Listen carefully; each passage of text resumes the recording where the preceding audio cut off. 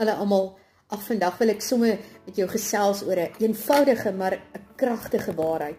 God kies 'n man of 'n vrou na sy hart.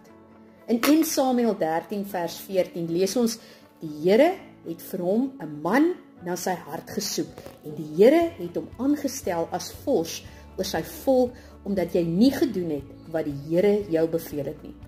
Nou hier praat Samuel met Saul, en Saul het God nie gehoorsaam nie, en daarom sê God, ek kies iemand anders, 'n man na my hart, en daardie man was Dawid.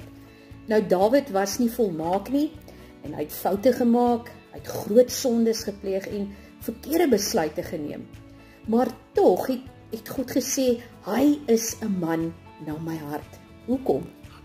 Omdat Dawid altyd teruggekeer het na God.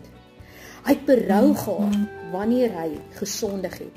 Hy het God se teenwoordigheid so lief gehad, meer as enige iets anders. En Dawid was bereid om God se wil bo sy eie te verkies.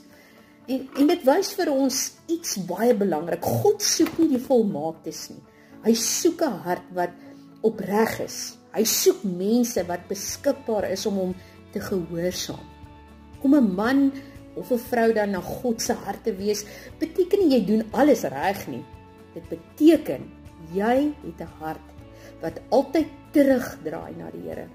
Dit beteken jy soek sy wil bo jou eie wil.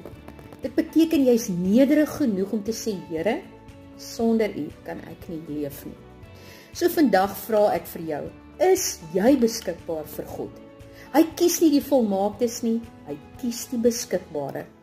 Hy kies die wat sê, Here, hier is ek, gebruik my.